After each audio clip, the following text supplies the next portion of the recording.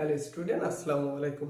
সবাইকে স্বাগতম নবম দশম শ্রেণীর পদার্থ বিজ্ঞান গতি অধ্যায়ের দ্বিতীয় ক্লাসে। গত ক্লাসে আমরা আলোচনা করছিলাম আমাদের যে বস্তুর গতি ও ধর্ম আছে তার দুইটা নিয়ে। আজকের ক্লাসে আমরা পরবর্তী দুইটা নিয়ে আলোচনা করব। গত ক্লাসে আমরা আলোচনা করছিলাম স্থিতি এবং রাশি নিয়ে, তাই না? তোমাদের ভেক্টর রাশির ছন্দটা শিখাইছিলাম, স্কেলার রাশির ছন্দটা শিখাইছিলাম, ভেক্টর রাশি কাকে বলে, স্কেলার রাশি কাকে বলে, এগুলো শিখাইছিলাম। যারা গত ক্লাসটা দেখো নাই তারা গত ক্লাসটা করে এই ক্লাসটা করো, ইনশাআল্লাহ তোমাদের জন্য ভালো হবে। দেখো, আজকের ক্লাসে আমরা ওই বস্তুর গতি ও ধর্মের যে দুইটা আলোচনা করছিলাম ও দুইটা তো শেষ। পরবর্তী দুইটা যে ছিল প্রসঙ্গ বিন্দু এবং গতি, আজকের ক্লাসে আমরা এই দুইটা আলোচনা করব ইনশাআল্লাহ। দেখি কতটুকু শেষ করা যায়। চলো শুরু করি। দেখো, এখানে বলতেছে প্রসঙ্গ বিন্দু, যে স্থির বিন্দুর সাপেক্ষে কোন বস্তু গতিশীল নাকি স্থিতিশীল তার পরিমাপ বোঝায়, তাকে প্রসঙ্গ বিন্দু বলে। এখন একটা বিন্দুর সাপেক্ষে, একটা স্থির বিন্দুর সাপেক্ষে কোন একটা বস্তু গতিশীল নাকি স্থিতিশীল সেটা বোঝায় বা তার পরিমাপ বোঝায়, তাকে প্রসঙ্গ বিন্দু বলে। এখন প্রসঙ্গ বিন্দুটা তো হতে হবে স্থির। এখন তোমাকে একটা স্থির বিন্দু দেখো, তাহলে আমাদের এমন একটা বিন্দু নির্বাচন করতে হবে যে বিন্দুটা হচ্ছে স্থির। এখন তর্কের খাতিরে কিন্তু স্থির বিন্দু পাওয়া খুবই মুশকিল। এখন কেউ যদি বলে যে কেমনে, দেখো আমি যে এখানে একটা আমি স্তম্ভ আঁকালাম, আমি এই স্তম্ভটাকে তাকে স্থির ধরে নিলাম, স্থির ধরে নিলাম যে এইটার সাপেক্ষে এখানে একটা ব্যক্তি যাচ্ছে। এই বিন্দুর সাপেক্ষে প্রতিনিয়ত কিন্তু তার অবস্থানে পরিবর্তন হচ্ছে, তাই না? এটা একটা স্থির, একটা স্তম্ভ। এখন তুমি তো বললে যে স্তম্ভ তো স্থির না। কেন স্থির না? কারণ তখন তুমি বলে দিবা যে এটা যেহেতু স্থির বলছেন কিন্তু এটা তো স্থির না, কারণ আমাদের পৃথিবী তো গতিশীল, তাই না? পৃথিবী কিন্তু প্রতিনিয়ত সূর্যের চারদিকে ঘুরছে। তাহলে এই মহাবিশ্বে তুমি যদি পৃথিবী যখন ঘুরছে, আমরা পৃথিবীর মধ্যে অবস্থান করার কারণে তাহলে আমরাও প্রতিনিয়ত ঘুরছি, কিন্তু আমরা তো ধরছি এখানে স্থির বিন্দু, কিন্তু আমরা তো স্থির না, আমরা তো প্রতিনিয়ত সূর্য যেমন ঘুরছে, সরি পৃথিবী যখন ঘুরতেছে পৃথিবীর মধ্যে থেকে আমরাও ঘুরতেছি, কিন্তু আমরা বুঝতেছি না। তাহলে দেখো, আমরা যদি ওই দিক খেয়াল না করে আমরা যদি এখানে স্বাভাবিকভাবে যেটা স্থির ওইটাকে ধরে যদি কাজ করি তাইলেই যথেষ্ট হবে। ঠিক আছে, দেখো আমি এখানে একটা, তাহলে অত দূর যেতে হবে না, আমাদের যেটা স্বাভাবিক যেটা স্থির মনে হয় আমরা যদি ওইটার সাপেক্ষে নিয়ে কাজ করি তাইলেই যথেষ্ট। দেখো, আমরা এখানে একটা স্তম্ভ ধরে নিলাম, এই স্তম্ভের সাপেক্ষে এইখানে একটা ব্যক্তি সে হেঁটে যাচ্ছে, মানে প্রতিনিয়ত তার অবস্থানে পরিবর্তন হচ্ছে। আবার এইখানে একটা ব্যক্তি সে এখানে বসেছিল, মনে করো এখানে সে বসে আছে, চেয়ারে বসে আছে। আচ্ছা, এইখানের সাপেক্ষে দেখো এই বস্তুটা কিন্তু প্রতিনিয়ত অবস্থানের পরিবর্তন হচ্ছে, সে সামনের দিকে মুভ করছে, সে যাচ্ছে সামনের দিকে, মানে প্রতিনিয়ত অবস্থানের পরিবর্তন হচ্ছে। বা এই স্তম্ভের সাপেক্ষে এই যে বস্তু সে এখানে বসেছিল, তার মানে সে বাবুর মতো বসে আছে, তার অবস্থানে কিন্তু পরিবর্তন হচ্ছে না, তাহলে কি সেই স্থির, সেই স্থিতিশীল। আর এই বস্তুর যখন অবস্থানে পরিবর্তন হচ্ছে তার হলো গতিশীল।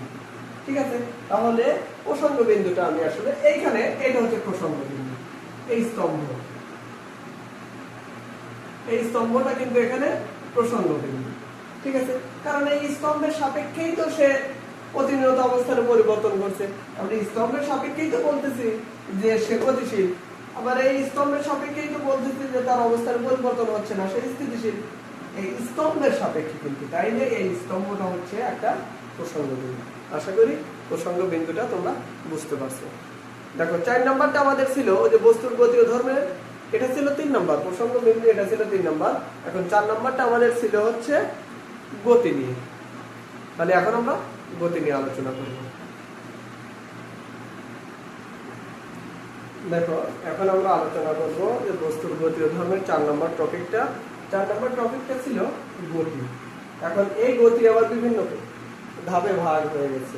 দেখো, গতির মধ্যে আছে বিভিন্ন প্রকারের গতি, ওই বিভিন্ন প্রকারের গতি এটা আমরা আলাদা ক্লাসের মাধ্যমে তোমাদেরকে জানাবো।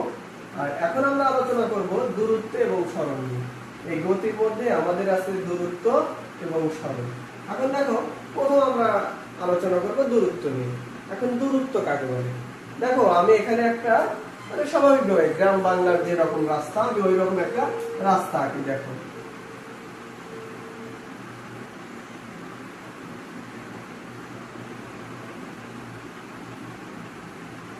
আচ্ছা আমি এরকম একটা রাস্তা আঁকি।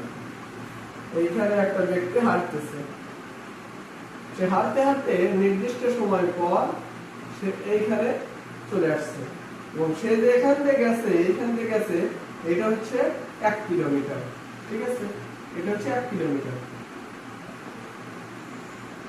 তাহলে দেখো আমাদের গ্রাম বাংলার রাস্তা কিন্তু এইগুলো এইরকমই বাঁকা। সে একটা ব্যক্তি এইখানে ছিল, নির্দিষ্ট সময় যাওয়ার পর সে হাঁটতে হাঁটতে এই অবস্থানে চলে আসছে। এখন নির্দিষ্ট সময় যখন পার হয়ে গেল তখন সে দেখলো যে আমি প্রায় 1 কিলোমিটার চলে এসেছি। এই যে সে এইখান থেকে এইখানে চলে আসলো, তাহলে তার যে অবস্থানের যে পরিবর্তন, তার যে দূরত্বটা হচ্ছে সেটা হচ্ছে 1 কিলোমিটার। এটাই হচ্ছে দূরত্ব। তাহলে দূরত্ব সংজ্ঞাটা কি দাঁড়ায়? যে কোনো বস্তু নির্দিষ্ট সময়ে অবস্থানের পরিবর্তন, যতটুকু অবস্থানের পরিবর্তন করে তাকে হচ্ছে তার দূরত্ব বলে। কোনো একজন ব্যক্তি বা কোনো একটি বস্তু নির্দিষ্ট সময়ে যতটুকু অবস্থানের পরিবর্তন করে সেটাই হচ্ছে তার দূরত্ব।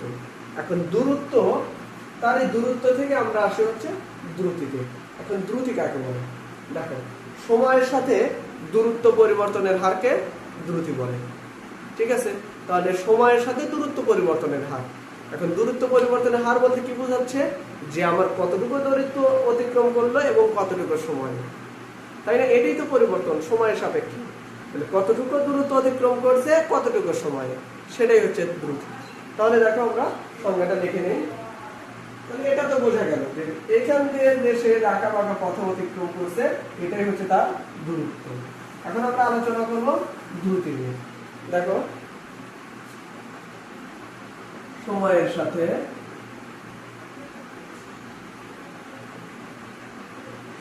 সাথে দূরত্ব পরিবর্তনের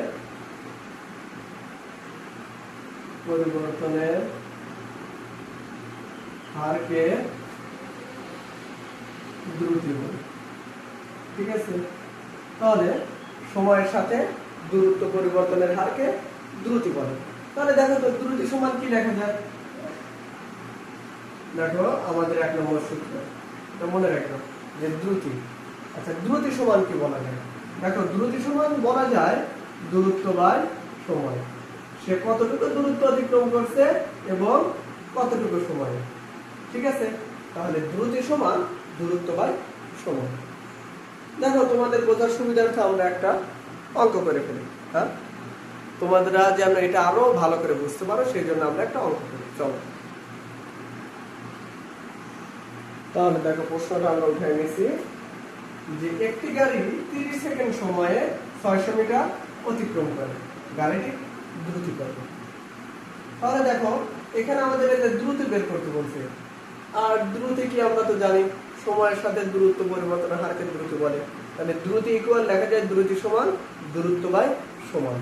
তাহলে দেখো যে দ্রুতি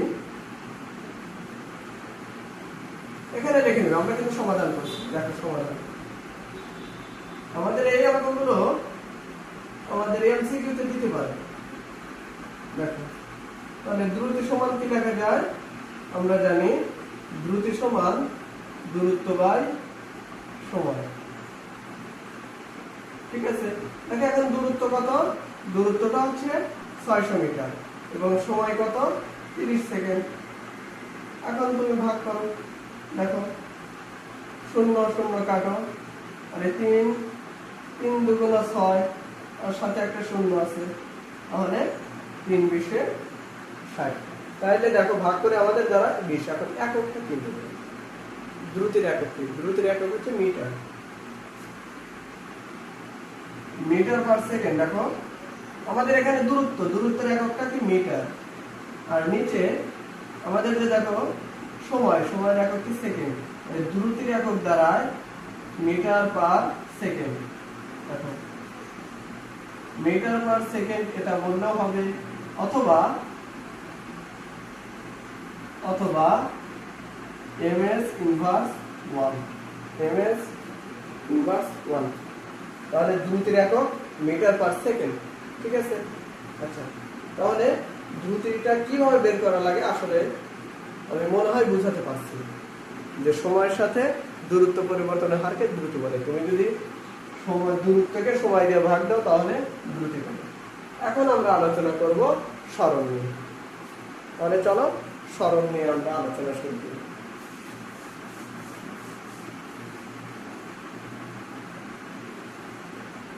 এখন আমরা সরণ নিয়ে আলোচনা করি।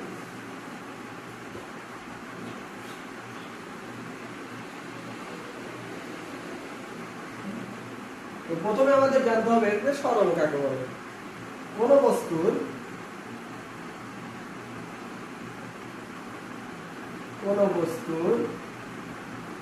শুরু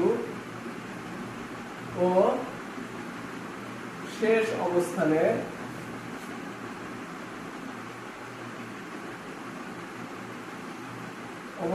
পার্থক্যকে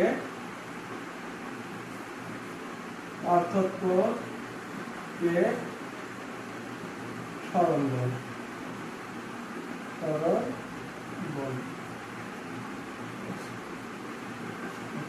কোন বস্তু শুরু এবং শেষ অবস্থানের পার্থক্যকে সরণ বলে। এখন দেখো, তাহলে আমরা যে দ্রুতি বোঝানোর ক্ষেত্রে আমরা যে রাস্তাটা আগাইছিলাম ওই রাস্তাটা আমরা একটু আবার আগানোর চেষ্টা করি। মনে করি একটা রাস্তা, একজন ব্যক্তি এখানে আছে, সে নির্দিষ্ট সময় পর এইখানে চলে গেল। আগে ছিল এইখানে, এখন নির্দিষ্ট সময় যাওয়ার পর চলে গেছে ওইখানে। এখন শুরু এবং শেষ তাদের মধ্যবর্তী দূরত্ব। এখানে কিন্তু আর এদের বাঁকা, এদিকে যাবে না।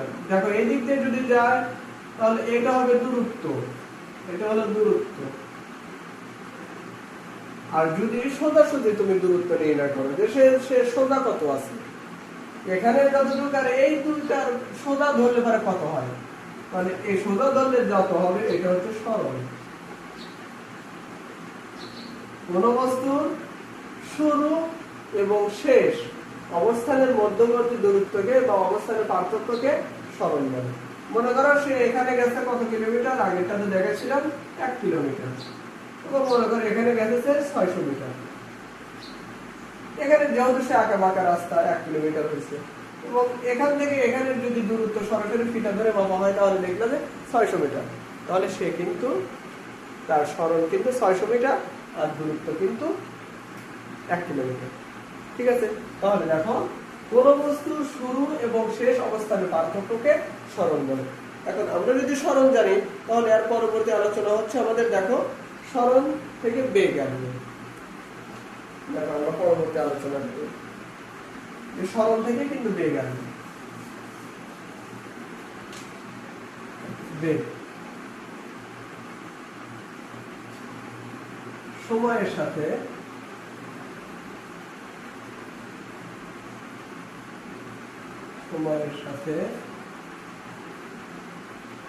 সরণ পরিবর্তনের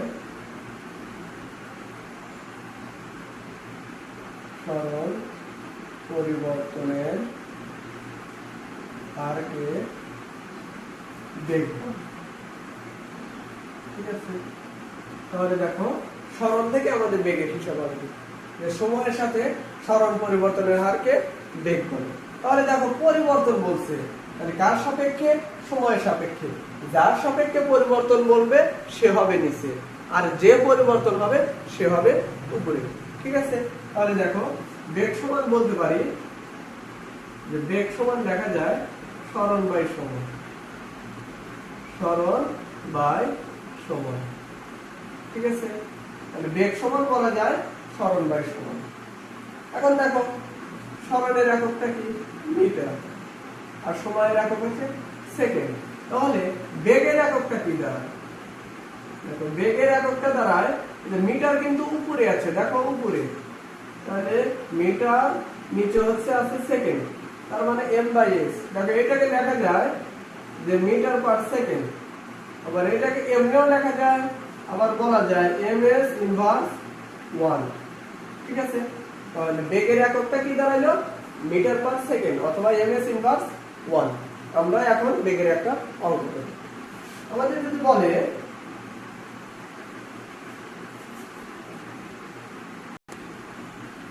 তোমাকে বলে দিল যে কোন বস্তু যাত্রা শুরু 10 সেকেন্ড পরে যদি সরণ 20 হয় তাহলে বস্তুর বেগ কত। দেখো তুমি তো বেগের সূত্র জানোই, বেগের সূত্রটা কি? সরণ বাই সময়। তাহলে এটা দেখে নাও যে বেগ ইকুয়াল সরণ বাই সময়। ঠিক আছে, এখন সরণ দেখো, সরণটা কি? সরণ কত দেওয়া হয়েছে? 20 মিটার। তাহলে 20 মিটার। সময়টা কত হয়েছে? সময়টা দেখো 10 সেকেন্ড, তার মানে 10 সেকেন্ড। এখন তুমি যদি ভাগ করো তাহলে দেখো 2 হয়, তাহলে 2 ms ইনভার্স 1। নিচের এসটা যখন উপরে উঠে যায় তখন ইনভার্স করবে।